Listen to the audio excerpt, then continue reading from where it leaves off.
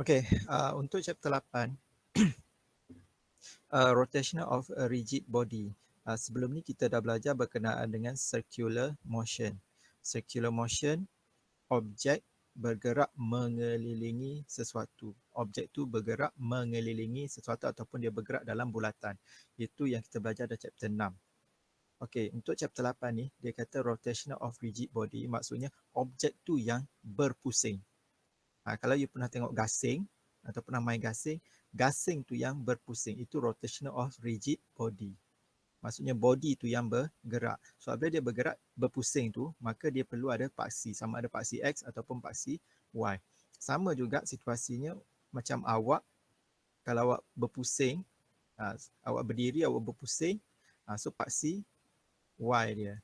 Kalau awak baring, awak berpusing, paksi X dia, macam tu. So itu dia punya situasi dia. So dalam topik ni, kita akan tengok ada 4 subtopik utama. Yang pertama ialah rotational of kinematics. Yang kedua ialah equilibrium of uniform rigid body.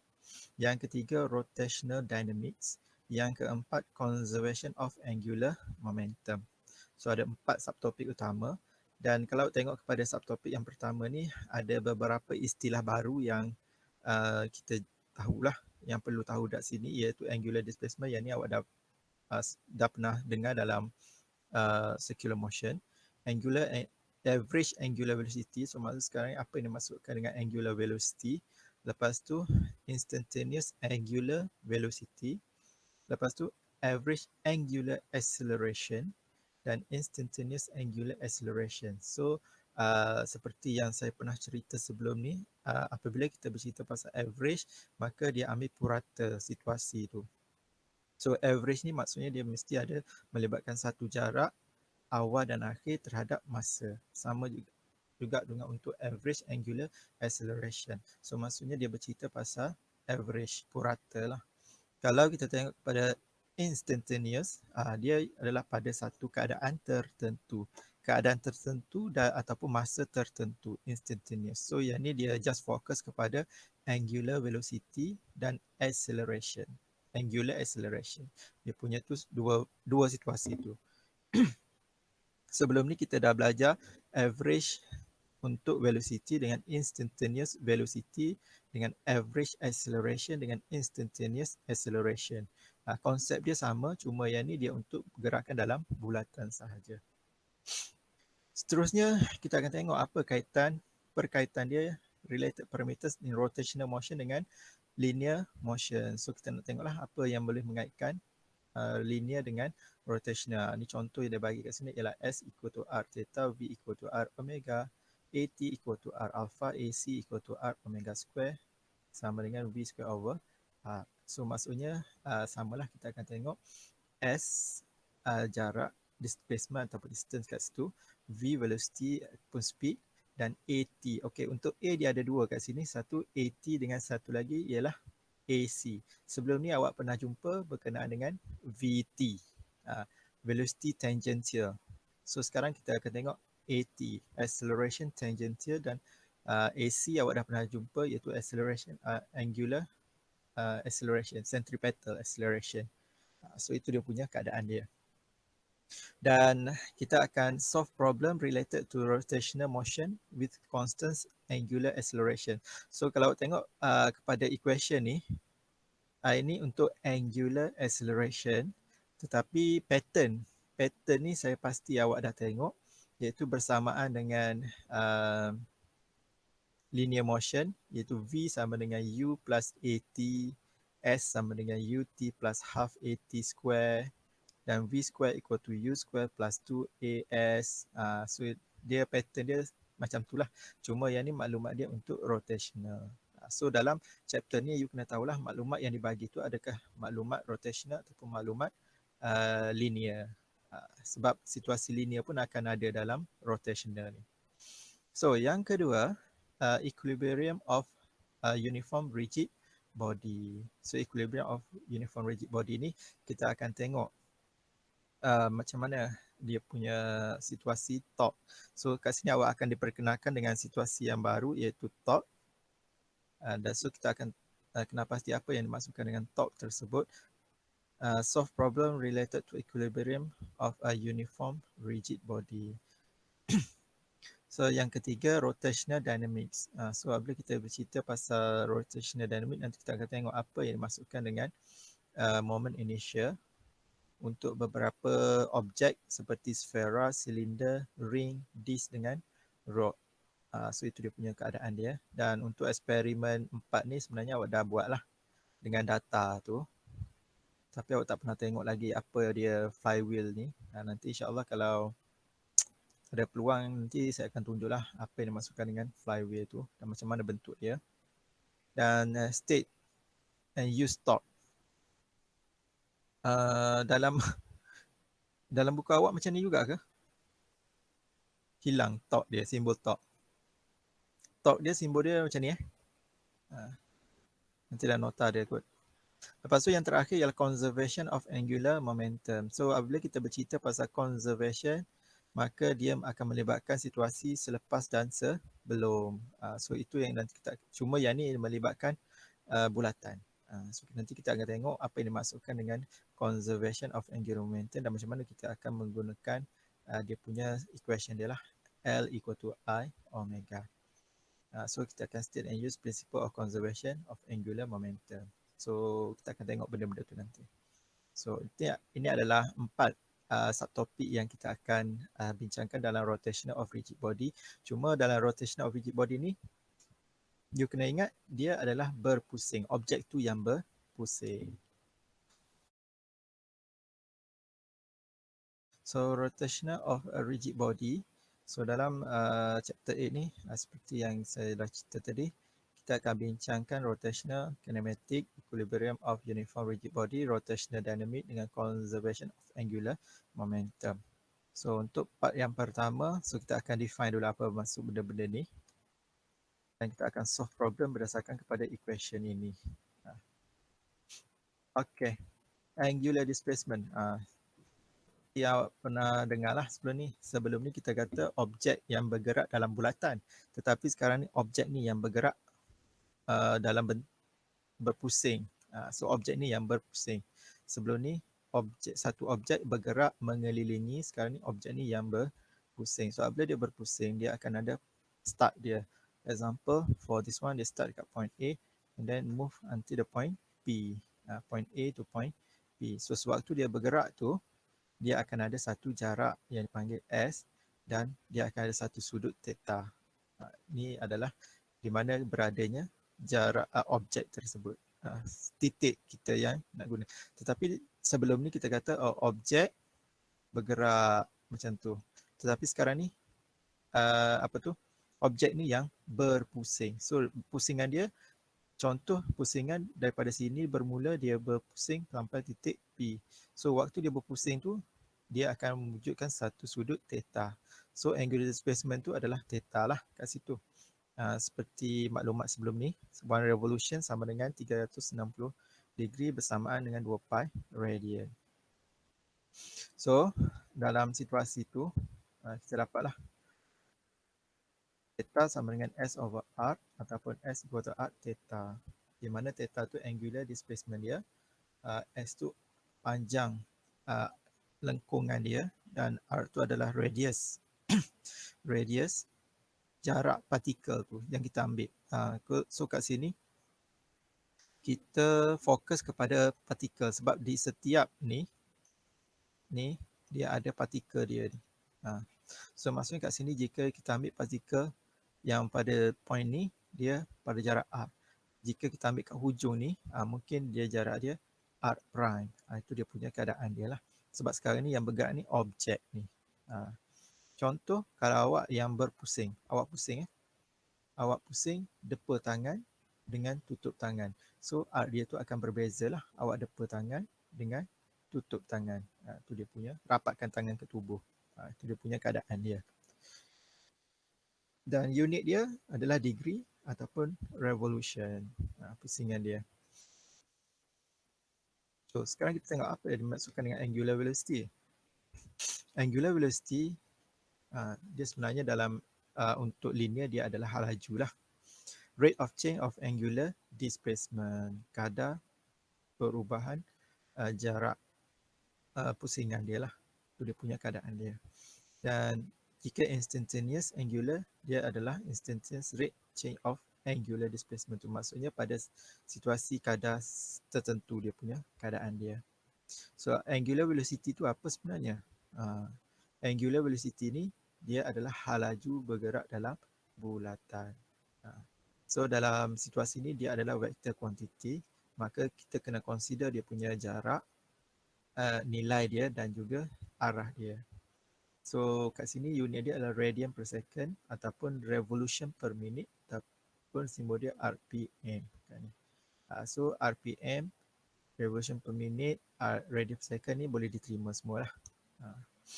So bersamaannya RPM sama dengan 2 pi per 60 radian per second ataupun pi per 30 radian per second. 1 RPM. So daripada situ, ini jika kita bercerita pasal average velocity, average angular velocity. Average angular velocity maksudnya kita akan bercerita pada satu jarak tertentu, jarak akhir tolak jarak awal bahagi dengan masa akhir tolak masa awal dia. Itu pun perubahan jarak lah, bahagi dengan perubahan masa. So itu kita akan ambil purata dia. Manakala untuk instantaneous, dia berdasarkan kepada satu nilai tertentu ataupun masa tertentu. Itu dia punya situasi dia macam ni lah, yang kita dah bincangkan dalam circular motion sebelum ni. So, every part of rotating rigid body has the same angular velocity. Maksudnya sekarang ni, apabila satu objek tu dia berpusing, ni objek contoh disk, dia berpusing, dikatakan every part of rotating rigid body has the same angular velocity. Maksudnya jika ini titik pusingan dia, di sini objek A, di sini objek pada hujung ni objek B. Ni kat hujung ni. A kat tengah ni, B kat hujung ni. Maksudnya dia akan mempunyai angular velocity dia sama. Omega A sama dengan omega B. Ni. Jika A-nya kat sini, B-nya kat sini, angular velocity dia tetap sama. So itu dia punya situasi dia. Dan kita boleh menentukan dia punya direction menggunakan genggaman tangan kanan. So yang ni kita akan tengok based on the right hand rule, based on clockwise ataupun anti-clockwise untuk arah dia, positif ataupun negatif. Nanti kita akan jumpa lagi situasi ni. So dalam angular velocity, nilai angular velocity dia akan tetap sama di mana-mana saja sepanjang radius tu. Selagi objek ni berpusing, objek yang sama berpusing, maka angular velocity dia adalah sama. So angular acceleration, kita ada dua, iaitu angular acceleration average dia dan instantaneous. So kalau average, a rate of change of angular velocity, kadar perubahan velocity tu. Instantaneous angular acceleration, instantaneous rate of change. So maksudnya kat sini dia kadar pada perubahan tersebut lah, masa velocity terhadap masa juga, tapi pada kadar tertentu, masa tertentu. So kat sini dia vector unit radian per second square, alpha positif, omega increase, alpha negatif, omega decrease. So nanti kita akan tengok situasi dia ni. Sementara tu boleh tak awak fikirkan bila masa omega dia boleh meningkat, bila masa omega dia boleh berkurang. So ini equation untuk average acceleration, angular acceleration dia. So omega square tolak omega 2 tolak omega 1 bahagi dengan T2 tolak T1, iaitu purata dia. Dan ini adalah untuk situasi instantaneous dia, maksudnya pada satu masa tertentu ataupun pada satu hal laju tertentu. So kita boleh dapat dia punya situasi dia. So directions of angular acceleration ni kita akan ada arah juga. So dia kata kat sini, if the rotation is speeding up, maka alpha and omega in same direction. speeding up, alpha dengan omega same direction. Tu dia punya situasi dia. Jika rotation is slowing down and alpha is opposite direction. Slowing down alpha dengan omega in opposite direction. Opposite tu maksudnya satu atas, satu bawah. So itu dia punya keadaan dia, situasi dia. So maksudnya kalau speed up alpha dengan omega arah yang sama, tapi kalau slowing down alpha dengan omega arah yang berbeza. So arah berbeza ni tak kisahlah jika omega ke bawah ke alpha ke atas ke, tak ada masalah.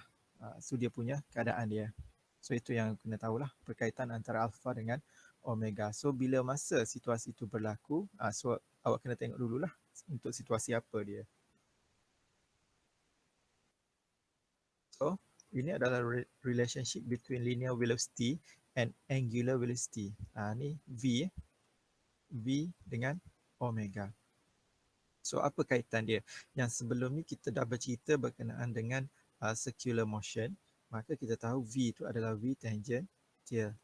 Kat sini disebabkan objek ni yang bergerak, maka kita biasanya fokus kepada satu titik, ataupun satu partikel objek. Sebab dalam objek ni dia ada banyak partikel. Sini ada partikel, sini ada partikel, sini ada partikel, sini ada. So dia ada banyak partikel. So untuk memudahkan pengiraan, kita ambil satu partikel lah. Kat situ. So kita ambil partikelnya kat sini. So bila partikel ni bergerak, dia akan mempunyai satu halaju tangential dan satu halaju angular. Angular tu disebabkan dia berpusing, dan tangential ni ialah satu arah yang untuk dia sentiasa bersudut tepat dengan jejari ni, radius dia. So direction of linear velocity always tangent to the circular path. So maksudnya dia sentiasa bersudut tepat. Tu di mana-mana titik kat sini pun dia akan macam tu. Itu yang kita kena jelaslah. So daripada situ, apabila point P ni bergerak,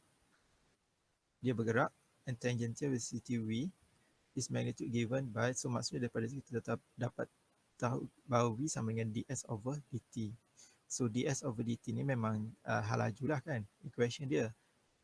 Jarak bahagi dengan masa. Dan secara tak langsung kita juga tahu bahawa S ialah bersama dengan arc theta. So apabila kita substitute dalam ni, so kita dapati dia berubah terhadap theta tersebut, terhadap masa. So daripada situ kita pun dapati bahawa V equal to arc omega, kerana kita tahu omega bersamaan dengan theta per t. Ni dia punya jarak dia. So sekarang ni kita kata every particle on the rigid body has the same angular speed. Same angular speed, omega kat situ. Maksudnya setiap partikel ni duduk mana-mana pun, dia mempunyai angular speed yang sama. V dia ni sama. Angular speed dia berpusing ni sama. Tetapi dia kata tangential speed V ni tak sama. Kenapa tak sama? Sebab radius adalah berbeza, bergantung kepada kedudukan partikel. Tadi partikel P ni duduk kat sini, tapi partikel yang ni duduk kat ujung sini. So radius dia dah berubah. Kalau partikel ni radius dia dah pendek, ni lagi pendek. Itu dia punya keadaan dia. So di sini kita dapati bahawa angular speed, pusingan dia tu sama untuk semua partikel, tetapi tangential speed tak sama sebab dia bergantung kepada radius. Itu dia punya keadaan yang kita kena tahu berdasarkan kepada equation ni. So kaitan pula antara acceleration dengan alpha.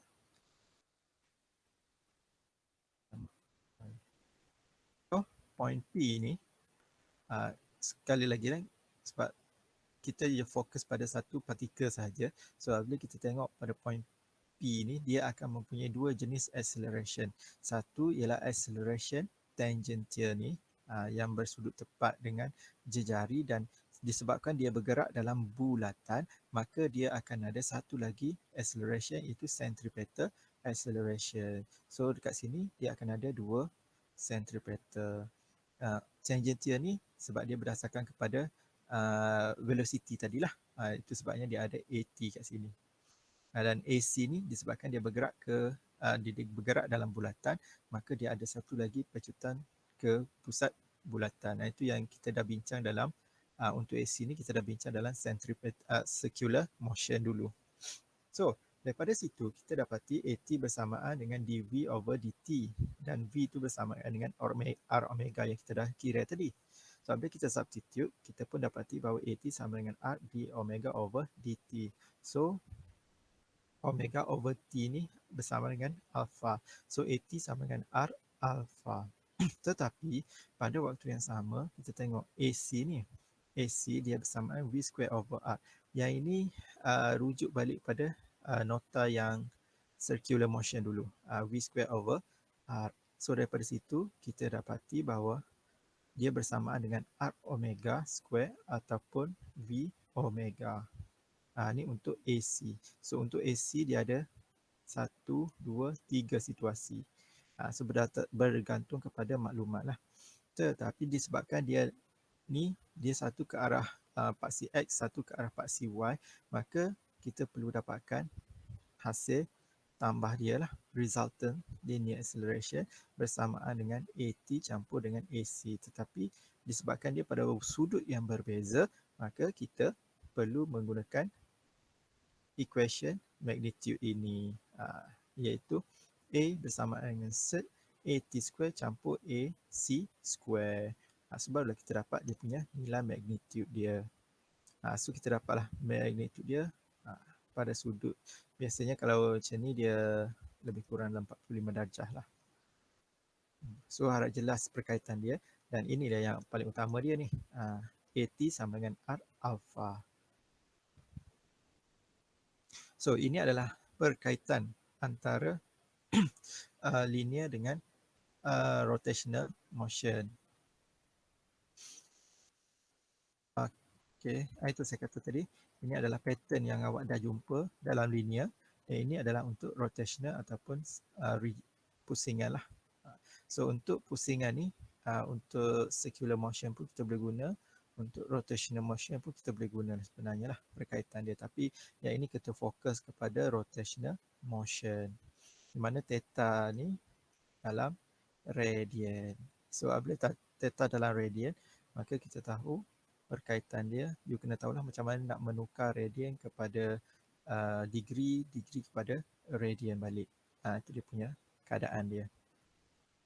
Okey, so kita dah selesai untuk bahagian yang pertama. Sambung untuk seterusnya, equilibrium of a uniform rigid body. So dalam situasi ni kita akan berjumpa dengan torque. Simbol dia ni simbol torque ni. Ni. Contoh. Dan dia sebenarnya ialah hasil produk daripada R cross dengan F. R cross F. Dia adalah hasil produk. Kalau sebelum ni dot yang kita bincang pasal kerja dulu. Work sama dengan F dot S. So itu adalah yang dia parallel, yang ni dia itu dia parallel, yang ni dia perpendicular. Sebab torque ni adalah daya hasil daripada R darab dengan F. So nanti kita akan buat solve problem related dengan equilibrium of rigid body nanti. So kita akan tengok apa yang dimasukkan dengan torque. So definisi of rigid body So kat sini rigid body, syarat dia mesti adalah satu solid body yang apabila dia diberi satu daya, dia tidak akan ada deform, dia tak ada pemanjangan antara point dia tu. Dan apabila kita bagi daya, maksudnya rigid body ni apabila kita kenakan daya, dia tak ada banyak sangat perubahan. Itu je. Macam kalau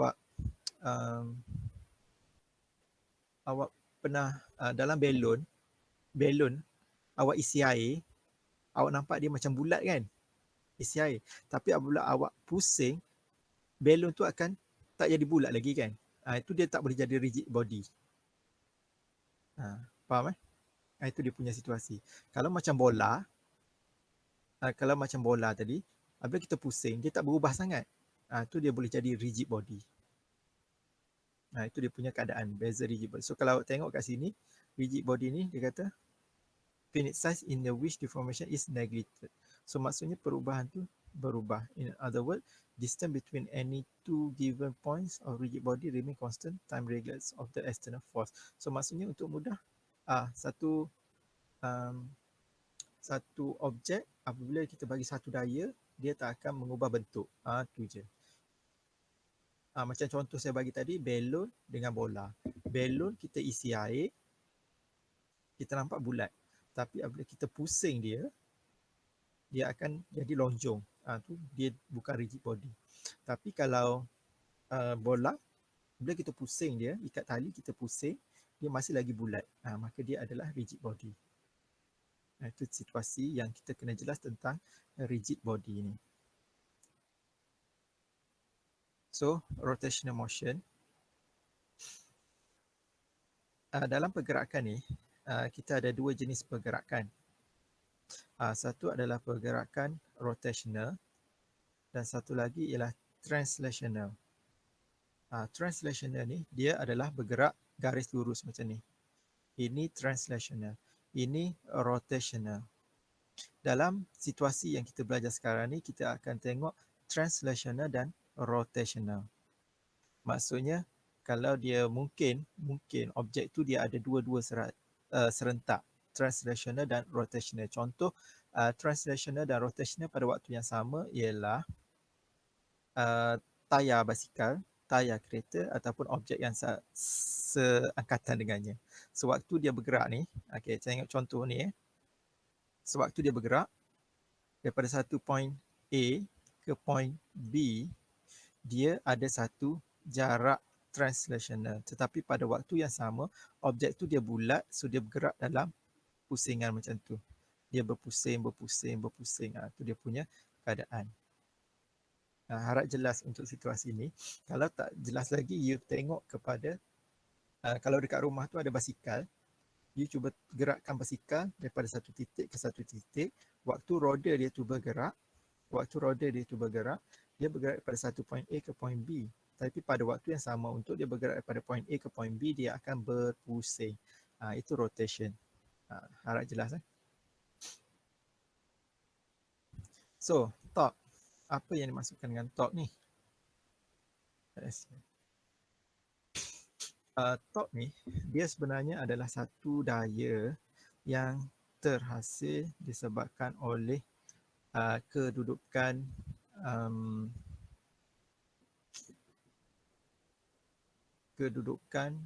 daya pada satu objek yang boleh menyebabkan objek tu berpusing. Itu dia punya torque. Contohnya, kalau awak pegang pensel macam ni. You tak nampak saya kan? Nampak saya tak? Saya tak nak kena tutup ni dulu. Nampak, sir. Nampak? Okey. So, apabila awak pegang pen macam ni, pensel ke ataupun objek, so torque tu adalah kesan daya untuk memusingkan objek ni. Okey, contoh jari saya ni, dia klik dekat hujung ni, maka sini dah jadi titik pusingan dia. Titik pusingan. Di mana kita klik dia ataupun pegang ataupun paku di objek ni. Lepas tu, torque ni, dia adalah daya yang kita kenakan kepada objek ni supaya dia bergerak. Okey, kalau saya bagi daya macam ni, daya atas apa yang berlaku pada pensel ni agak-agak? Dia bergerak ke mana? Saya bagi satu daya daripada atas ni. Daripada atas, so pada pandangan kita, apabila daya daripada atas, dia akan bergerak ke bawah lah kan? So itulah dia gerak pusingan dia. So itu adalah torque. Daya untuk menggerakkan objek dalam satu pusingan. Kesan pusingan. Kalau saya kata saya daripada bawah, saya akan tolak, dia naik macam tu. So dia masih lagi sebenarnya, kalau ikut situasi sebenar, dia akan berpusing. Macam tu. So macam tu. Dia berpusing. Itu dia punya torque. So maksudnya torque tu daya untuk menyebabkan objek tu berpusing. Dan dia boleh jadi dalam macam-macam arah. Yang tadi saya tunjuk arah bawah dengan arah atas pada sudut 90 darjah. Tapi dia mungkin daripada sudut tertentu macam ni. pada satu sudut tertentu. Maksudnya awak tarik, awak bukan tarik macam ni, awak tarik dia pada satu sudut, dia pun bergerak juga. Itu pun boleh jadi keadaan. Dan dia juga boleh jadi di mana-mana titik sini. Selagi dia boleh memberi daya untuk pusing. Contoh mudah ialah kalau awak tengok pintu. Kat rumah awak ada pintu Pintunya bukan pintu sliding. Pintu yang ada engsel, tolak. Itu pun adalah situasinya. Harap jelas kat situ. Untuk situasi top tu. Okay. So yang ni awak bacalah dia punya penerangan tu. Tapi situasi dia yang itulah yang saya nak cerita tu. So ini adalah contoh thought bagi apa itu panggil seesaw ni, jongkak-jongkit. So dalam situasi ni jika dia dalam keadaan yang seimbang, seimbang, maka weight ni akan balance. Di sini adalah titik pusingan dia. Ini adalah titik pusingan dia kat tengah-tengah. Kalau macam saya tunjuk tadi, saya tunjuk dekat hujung. Itu dia punya keadaan. Dan untuk situasi yang ni, B ni, bila seorang budak lelaki ni duduk kat hujung ni, dia lagi berat berbanding dengan budak perempuan tu, maka kat sini lagi rendah. Tetapi apabila dia berpindah pada satu jarak tertentu ke hadapan, maka dia balance. Itu dia punya situasi untuk jongkak-jongkit ni. So dia boleh jadi equilibrium juga jika perubahan berat tu berubah kedudukan.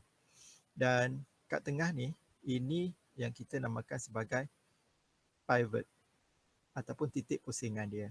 Ni kat sini. So you kena tengoklah dulu dalam satu situasi tu kat mana titik pusingan dia. So kalau dalam jongkak-jongkit, titik pusingan dia berada di tengah lah. So ini adalah yang biasa awak guna dalam kehidupan untuk buka apa tu panggil nut, bolt and nut ni. So sewaktu awak buka, pusingan tu adalah melibatkan torque. Ni daya dia, ini adalah jarak dia dan ini yang menyebabkan dia berpusing. So torque tu yang menyebabkan dia berpusing tu. Itu dia punya keadaan.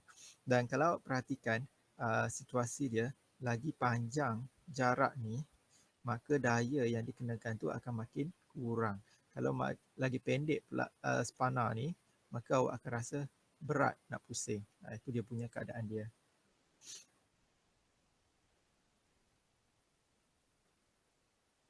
So pusingan dia tu mengikut kepada daya yang kita gunakan. So ini adalah contoh pintu.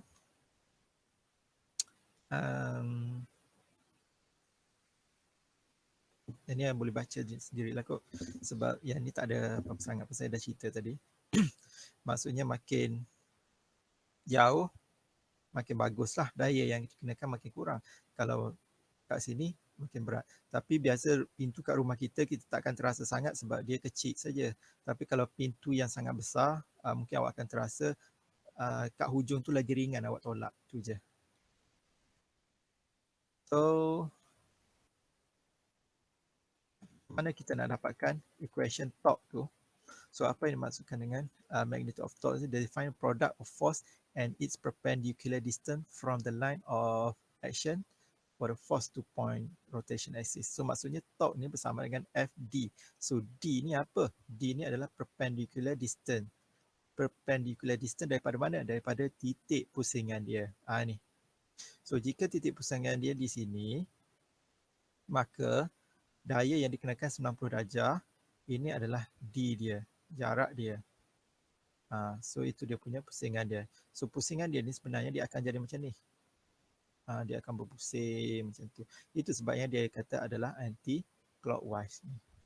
Sebab dia akan, sepatutnya dia akan berpusing macam tu. Itu dia punya keadaan. Macam saya tunjuk pensel tadilah. Okey, ini jika daya dia bukan dalam sudut tepat. So apa yang kita boleh buat ialah, okey, dia bagi satu daya dalam keadaan macam ni, bukan pada sudut tepat, maka kita perlu lebihkan dia punya garisan ni sampai sini dan sini bersudut tepat di sini. Dan kalau kita tengok ini bersamaan dengan satu segitiga, ada theta dia kat sini, D ini opposite, R ni H, ini A, maka kita dapati dia bersamaan dengan D ni ialah bersamaan arc sin theta. Arc sin theta. So daripada situ kita tahu bahawa D itu bersamaan dengan arc sin theta, dan daripada equation tadi kita tahu bahawa torque bersamaan dengan FD, dan kita tahu D itu adalah arc sin theta, maka kita ganti torque sama dengan F arc sin theta. Dan itu sebabnya kita dapat torque sama dengan R cross F. Di mana theta tu adalah sudut antara force dengan R. R kat situ. Jika theta ni kita tahu nilai, maka kita terus sin tu. Sin dia tu kita boleh gantilah kalau dia bagi theta. Tapi jika sudut dia 90, maka kita gantikan sin 90 dia bersamaan dengan 1 kan. So maka terus dapat torque macam tu je. So maksudnya kat sini kita tak ada, kita boleh consider D tu sebagai ni terus lah. Torque sama dengan FD ni ataupun torque sama dengan FR. Yang kita kat sini.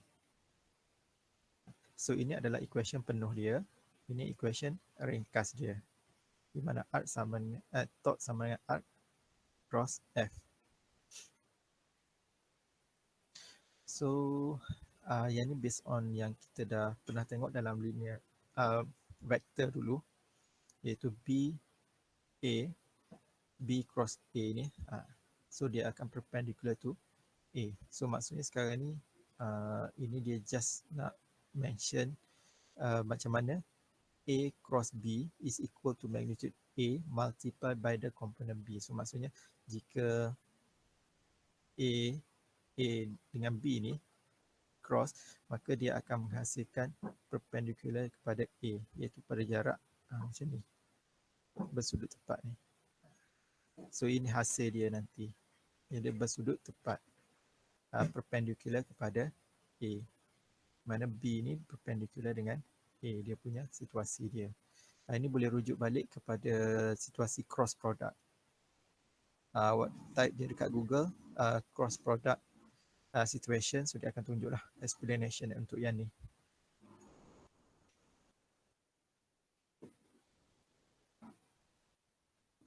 So yang ni untuk situasi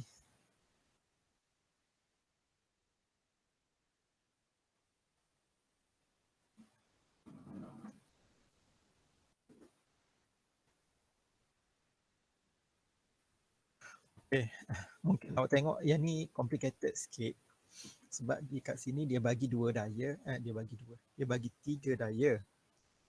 Tiga daya iaitu F1, F2 dan F3, di mana F1 dia berada dekat hujung ni, F2 dia berada dekat lebih kurang dalam 35 cm, dan F3 dia berada dekat titik pusingan.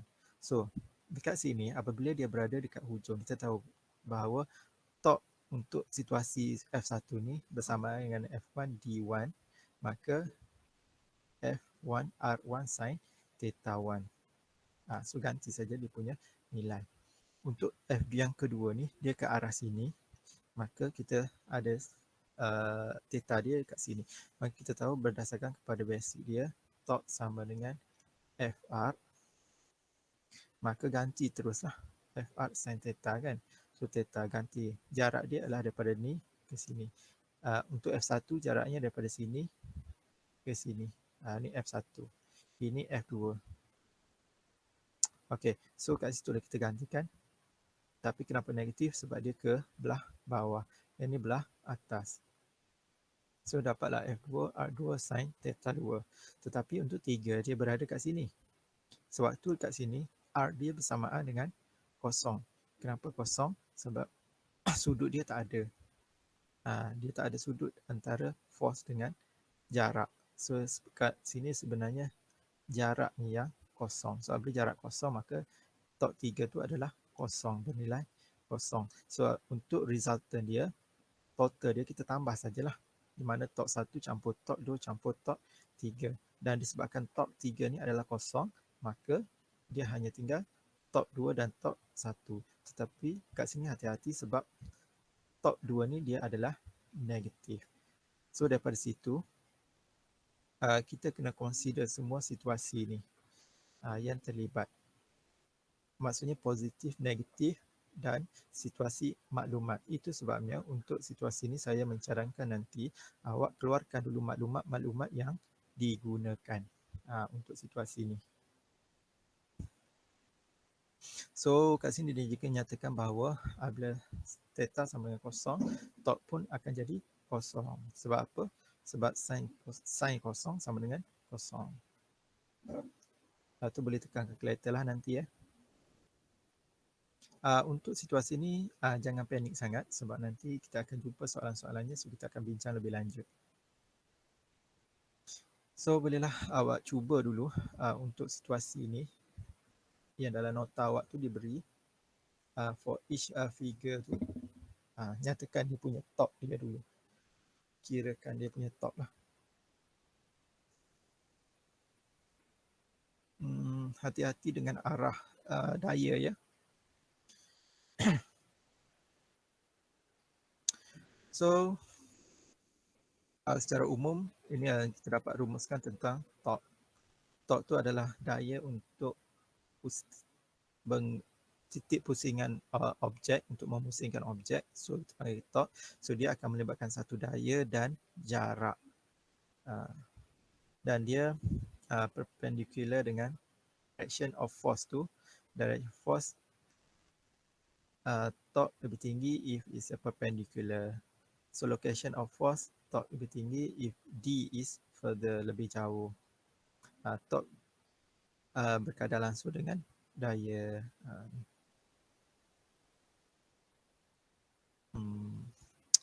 Okay. So untuk equilibrium of rigid body, nanti kita akan tengok macam mana berkaitan dengan rigid body ni. So kita akan tengok based on the F. Yang ni dikira dalam yang kita dah belajar chapter 4 yang berkaitan dengan equilibrium tu. So cuma yang ni equilibriumnya melibatkan rigid body dalam pusingan. So torque sama dengan torque net sama dengan kosong. So sama juga untuk ni, force sama dengan F net sama dengan kosong. So summation F lah. So disebabkan dia adalah dalam situasi equilibrium, maka dia akan total sama dengan kosong. Yang ini sewaktu kita bercerita pasal first law. So itu dia punya keadaannya. So ini adalah strategi apa yang you perlu buat apabila mendapat soalan. Yang pertama, sketch. Sketch untuk kita dapat berapa jenis daya yang terlibat dan arah-arah daya tersebut. Lepas tu kalau perlukan free body diagram, buat free body diagram. Lepas tu kita tengok daya-daya yang terlibat dan letakkan dalam bentuk table supaya kita mudah nampak, dan apply condition lah untuk equilibrium of rigid body. Sama ada summation force ataupun summation torque. So lepas tu baru kita buat persamaan-persamaan yang terhasil dan carikan nilai tersebut.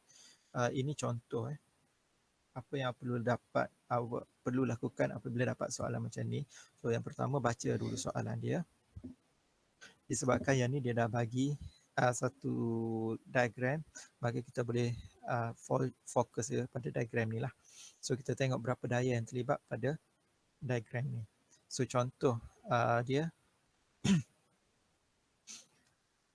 So itu adalah antara poin-poin yang awak kena buat.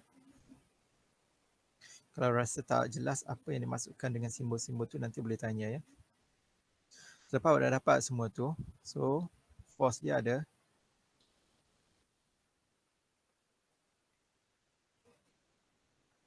So maksudnya kat sini dia ada 4 daya. So daya yang terlibat tu ialah ni tension S, MB dengan MF. So ada 4, itu sebabnya dia letak 4 jenis daya. So dia lihat pula pada komponen X dengan komponen Y. Untuk yang komponen X, MFG ni dia tak ada komponen X, dia hanya ada komponen Y. Tapi dia ada torque. Torque dia ada, iaitu dia berpusing. Pusingnya ke arah bawah macam ni, iaitu pada jarak R ni. Itu sebab dia letak L kat situ. So untuk yang B pun sama. Komponen X tak ada, dia hanya ada komponen Y. So dia pun gantikanlah nilai tu mg terus pada satu jarak dia, itu jarak dia. Ni. Itu jarak dia. Untuk T, okey, untuk T disebabkan dia pada satu sudut, maka kita perlu resolve pada T, Y dan TX kat situ. So itu dia sebabnya ada TY dan TX, dan dia ada juga torque. So gantikan torque tu dapatlah punya tu. Dan S dia pada arah ni disebabkan oleh situasi SY dan SX tu sama dengan kosong. So daripada sinilah awak boleh selesaikan apa yang awak nak cari. Jika awak nak cari S, awak nak cari L, nak cari T, tengok kat mana ada situasi tu dan ganti substitute je lah bentuk persamaan dia. Untuk ni nanti kita akan tengok berdasarkan kepada soalan yang lebih detail lah. Hari ni saya nak tunjuk macam mana langkah-langkah yang you perlu buat. So yang pertama, kenal pasti berapa jenis daya yang terlibat dan masukkan dalam table. Table dia jenis daya, komponen X, komponen Y, komponen X, komponen Y, lepas tu torque.